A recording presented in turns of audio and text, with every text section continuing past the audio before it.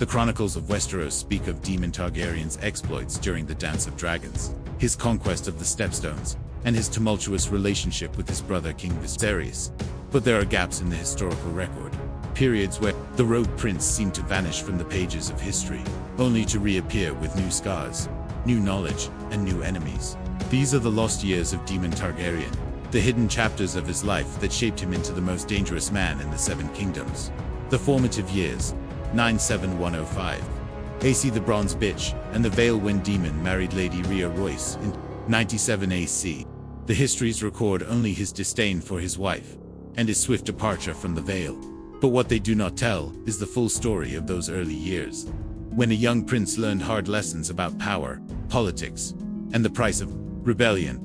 Daemon's first months at Runestone were marked by a careful study of his new domain. Unlike the dragon-riding lords of Dragonstone, the Royces were an ancient house with deep roots in the Vale, their bronze armor and runic traditions stretching back to the first men. Daemon found himself fascinated by their history, spending hours in the castle's library studying texts that predated the Targaryen conquest. It was during this period that Daemon first encountered the Children of the Forest, or rather, their descendants, who still dwelt in the deepest parts of the Vale's forests. These meetings, arranged through intermediaries among the mountain clans, would prove crucial to his later understanding of the ancient magics that flowed through Westeros. The children taught him to read the signs in nature, to understand the deeper currents of power that moved beneath the surface of political events.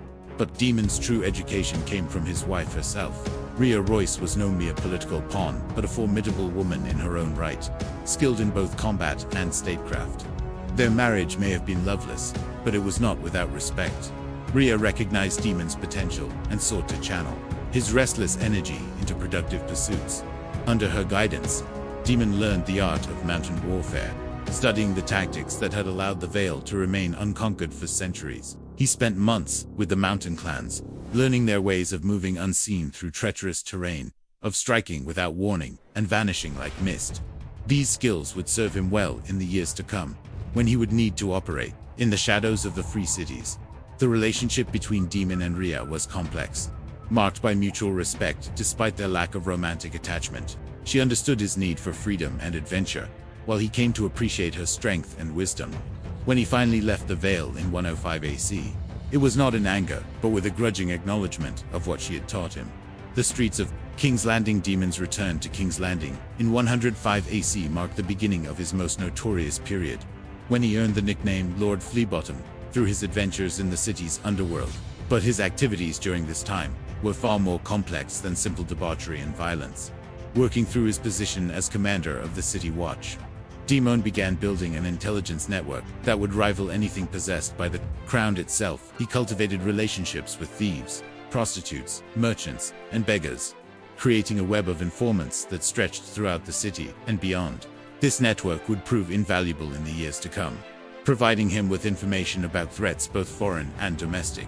Daemon's relationship with Mystaria, the Lycian prostitute known as Misery, was central to this intelligence operation. Far from being a simple courtesan, Mystaria was a skilled spy and organizer who helped Daemon establish connections throughout the free cities. Through her, he learned of the various plots and conspiracies that threatened the Targaryen dynasty, information that he would use to protect his family, even when they were unaware of the dangers they faced. The Prince of the City persona that Daemon cultivated was carefully crafted to serve multiple purposes. It allowed him to move freely through all levels of society, from the highest noble houses to the lowest criminal organizations. It also provided him with a reputation for unpredictability that made his enemies cautious about moving against him directly. During this period, Daemon also began his study of the ancient Valyrian texts, housed in the Red Keep's library. Working with sympathetic maesters and scholars, he delved into the deepest mysteries of dragon lore, seeking to understand the true nature of the bond between dragons and their riders. This research would prove crucial to his later ability to communicate with dragons that were not his own, a skill that would serve him well during the Dance of Dragons. The Exile years, 105-106. Ace of the Dragon Egg Incident. The incident with the dragon egg that led to Daemon's first exile is well documented in the histories, but the full story reveals a more complex picture of his motivations and actions. Daemon's theft of the egg was not a simple act of spite against his brother, but part of a larger plan to understand the deeper mysteries of dragon magic. working with Miss Arya and a network of scholars and sorcerers. Daemon had been investigating reports of dragon eggs hatching in unusual circumstances. He had learned of ancient Valyrian rituals that could awaken dormant eggs, techniques that had been lost since the Doom. The egg he took from Dragonstone was intended for experimentation, an attempt to unlock secrets that could strengthen the Targaryen dynasty. The experiment failed, but not before Daemon learned valuable lessons about the nature of dragon magic. He discovered that the bond between dragon and rider was not simply a matter of blood, but of will and understanding. This knowledge would later allow him to form connections with dragons that belonged to other riders, a ability that would prove crucial during the Dance of Dragons.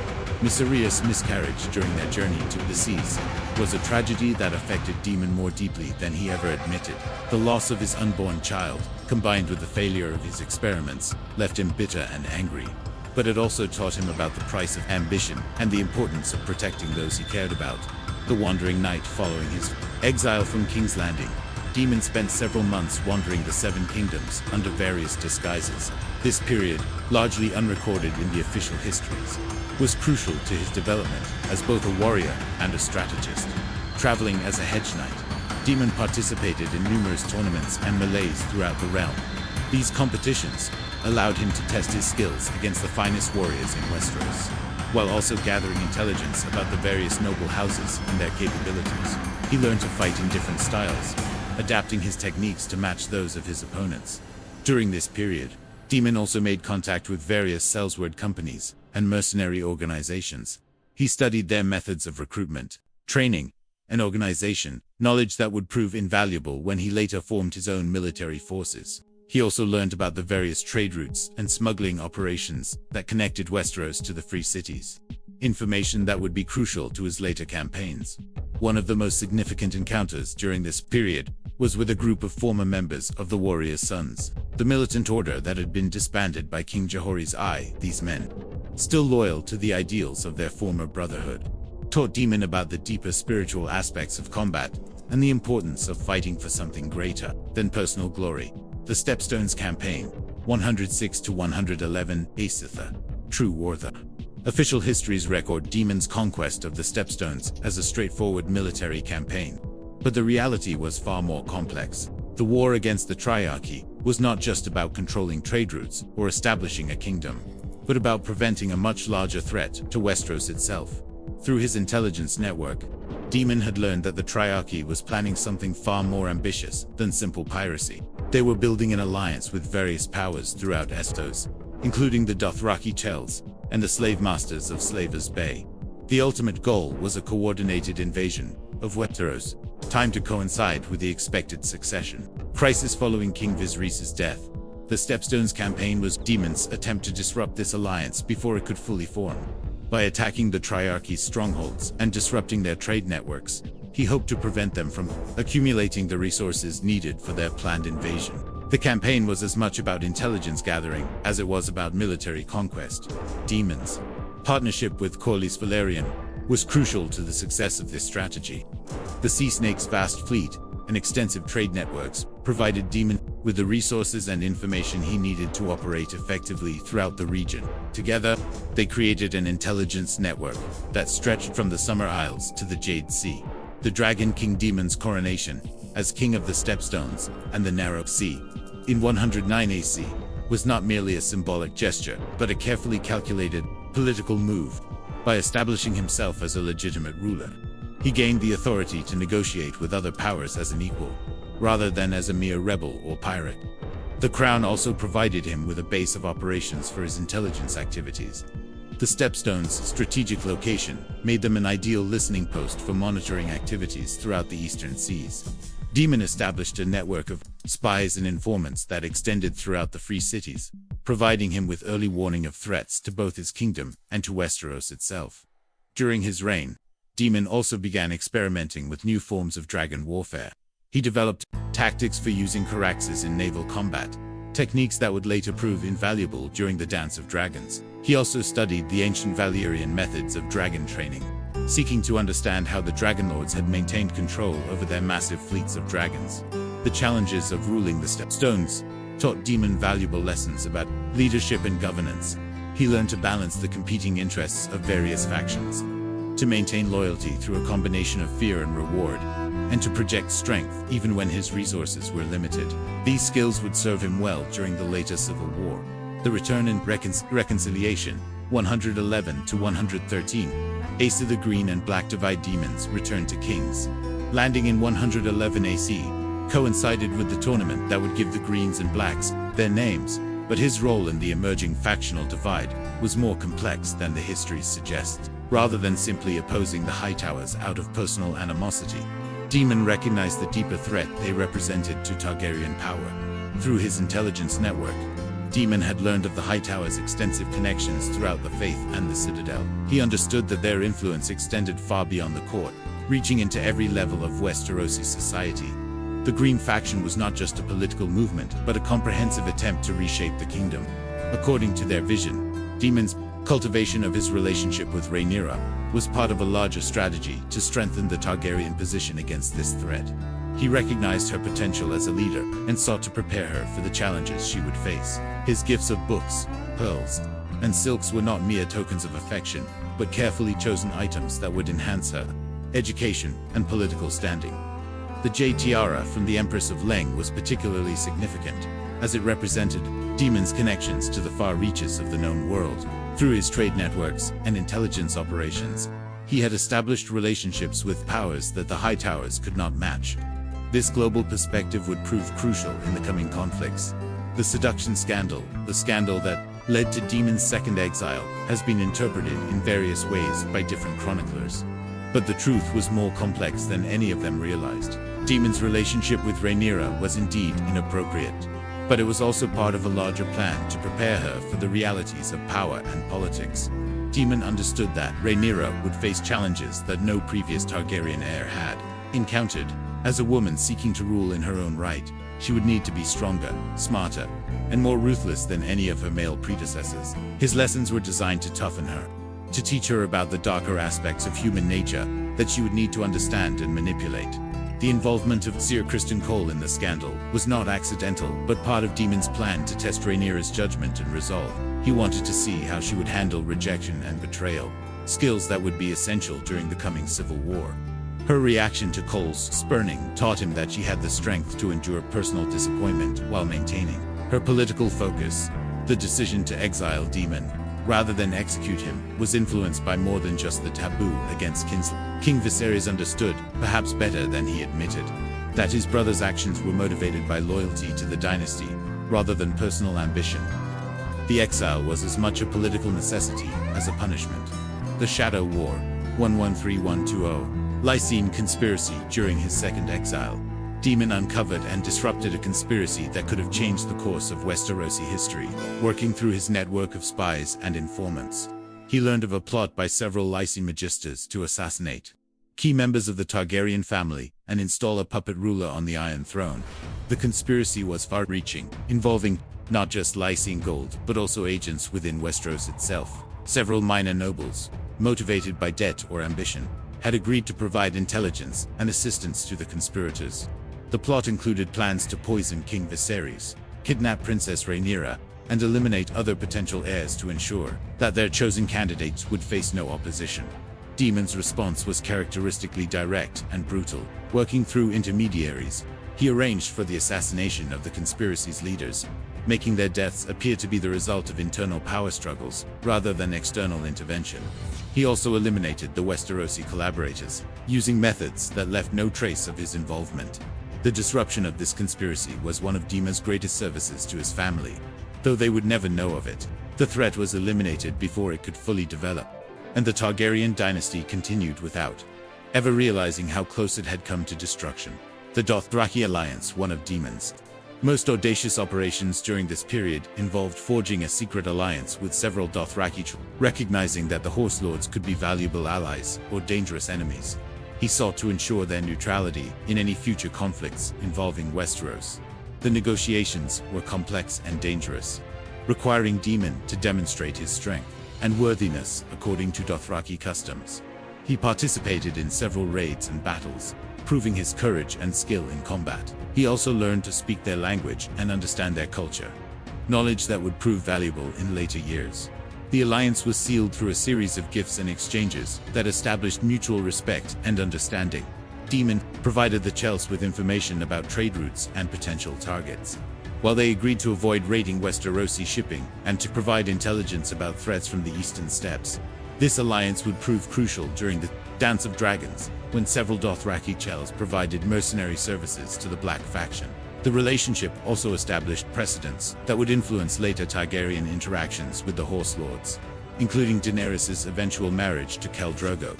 The Valyrian expedition, perhaps the most dangerous of Daemon's activities during this period, was his secret expedition to the ruins of Old Valyria. Driven by his desire to understand the deeper mysteries of dragon magic, he assembled a small team of scholars, sorcerers, and warriors for a journey into the Smoking Sea. The expedition was fraught with danger from the very beginning. The waters around Valyria were treacherous, filled with strange currents and toxic vapors that could kill the unwary. The ruins themselves were even more dangerous, haunted by the ghosts of the Dragon Lords and guarded by creatures that defied description. But Daemon's determination and preparation paid off. He succeeded in reaching the heart of the ruined city, where he discovered a cache of ancient texts and artifacts that had survived the Doom. These materials contained knowledge about dragon magic that had been lost for centuries, including techniques for enhancing the bond between rider and dragon. The most significant discovery was a set of scrolls that described the true nature of the Targaryen bloodline. Daemon learned that his family's ability to bond with dragons was not simply a matter of genetics, but of a deeper magical connection that could be strengthened through ritual and practice.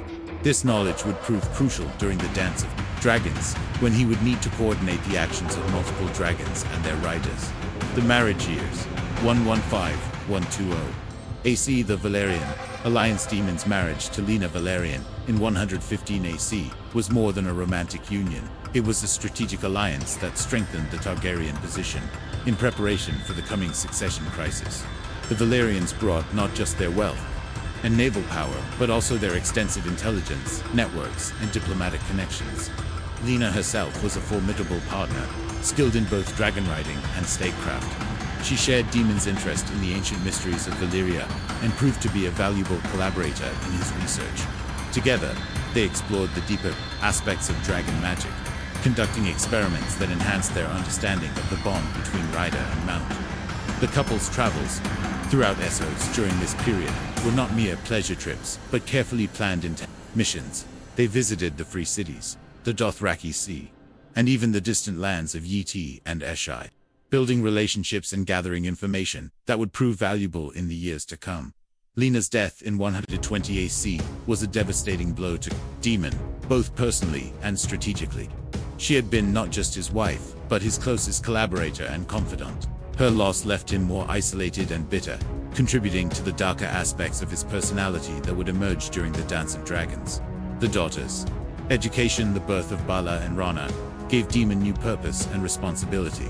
He was determined that his daughters would be prepared for the challenges they would face as Targaryen women in a world dominated by men. Their education was comprehensive, covering not just the traditional skills of noble ladies, but also the arts of war, politics, and magic.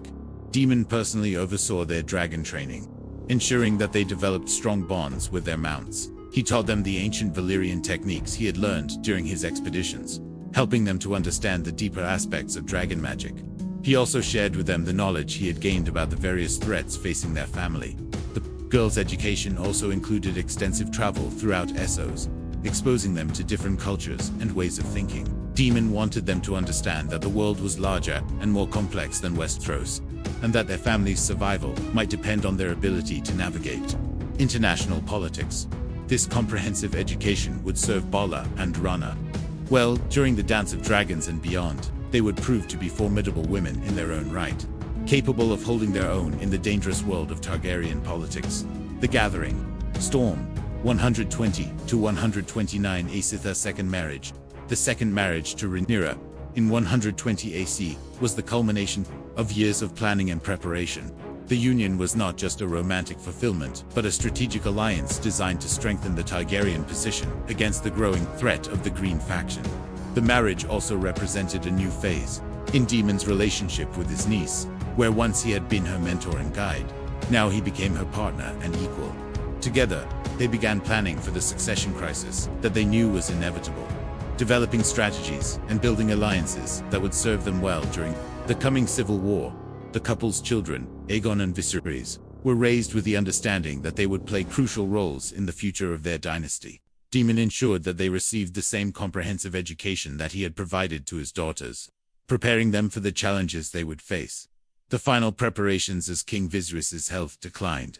Daemon intensified his preparations. For the coming conflict, he activated his intelligence networks throughout Westeros and Essos, gathering information about the Green faction's plans and capabilities. He also began positioning loyal supporters in key locations, ensuring that the Black faction would have the resources they needed when the war began. Daemon's relationship with Miss Rhaenyra was renewed during this period, as he recognized the value of her intelligence networks and organizational skills. Together, they created a spy network that rivaled anything possessed by the crown, providing the Blacks with a crucial advantage in the early stages of the conflict. The prince also began preparing Dragonstone for war, strengthening its defenses and stockpiling supplies. He understood that the ancient fortress would be crucial to the Black faction's survival, and he was determined to ensure that it could withstand any assault. The hidden legacy, the lost years of Daemon Targaryen reveal a man far more complex and capable than the history suggests. His activities during these periods shaped not just his own destiny, but the fate of his entire dynasty. The intelligence networks he built, the alliances he forged, and the knowledge he gained would prove crucial during the Dance of Dragons. And beyond, Daemon's true legacy lies not in his reputation as the rogue prince, but in his role as the hidden guardian of House Targaryen. Through his actions in the shadows, he protected his family from threats they never knew existed and prepared them for challenges they could not have imagined. The Dance of Dragons was as much a product of his preparations as it was of the Green faction's ambitions. The lost years also revealed the price that Daemon paid for his loyalty to his family. His exile from those he loved, his dangerous expeditions into hostile lands, and his constant vigilance against unseen enemies took a toll that few could have endured. Yet he persevered, driven by a love for his dynasty that transcended personal ambition or desire for recognition. In the end, Daemon Targaryen's greatest victories were the ones that history never recorded. The conspiracies he disrupted, the alliances he forged, and the knowledge he preserved would echo through the centuries, shaping the destiny of dragons and men alike. The rogue prince may have died at the God's Eye, but his hidden legacy lived on, a testament to the power of loyalty, determination, and the willingness to sacrifice everything for those we love. The blood of the dragon could not be destroyed, only transformed. And in Daemon's transformation from reckless prince to hidden guardian lay the true strength of House Targaryen, a strength that would endure long after the Dance of Dragons had ended, and the realm had forgotten the price of their survival.